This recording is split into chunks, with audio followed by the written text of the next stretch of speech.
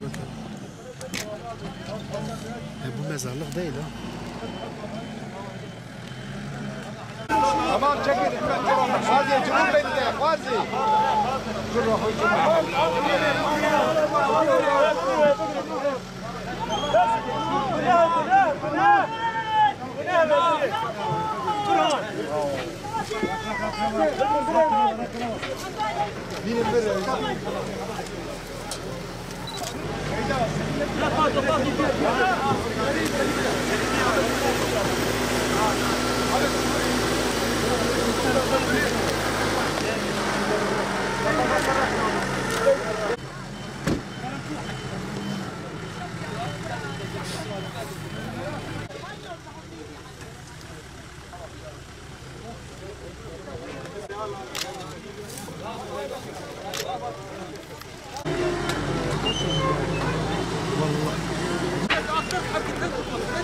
جاوا رفشلوا معاه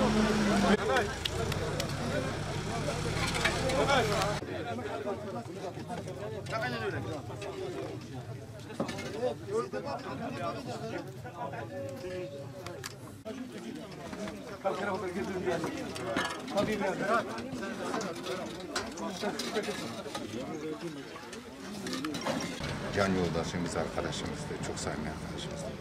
Bizden iyi olmasın. Allah rahmet eylesin. Duygusuz üzülmüşsünüz, acı çekiyorsunuz. Üzülmüyoruz, çok üzülüyoruz. Annemiz oldukça ağıtlar yakıyor, çok acılı. Çok doğru, evet çok doğru. Bak gördüğünüz gibi orada Şehidin annesi ufak da Gran Türk oğlu da var. Annesi bir de artı bir tane daha oğlu var hastanede yaralı. Allah'tan rahmet diliyorum. Geri kalan hastalara şifa diliyorum. Devletimizden de yardım bekliyoruz. Yani bu konuda millet şu anda hepsi seferber olmuş, köyden çıkmış. Binlerce hayvan var şimdi sahipsiz kalmış. Bunların da korunması. Bunların korunmasını istiyoruz. Sağ Teşekkür ederiz. Ya Hacı Halil İbn Bişar ve Fatıma aleyke selamullahi ya Abdullahi İbn Abdillahi ve emmetihi ente أسكنك الله بكرمه مرافع جنته فهذا أول منزلك من منازل الآخرة وآخر منزلك من منازل الدنيا الفانية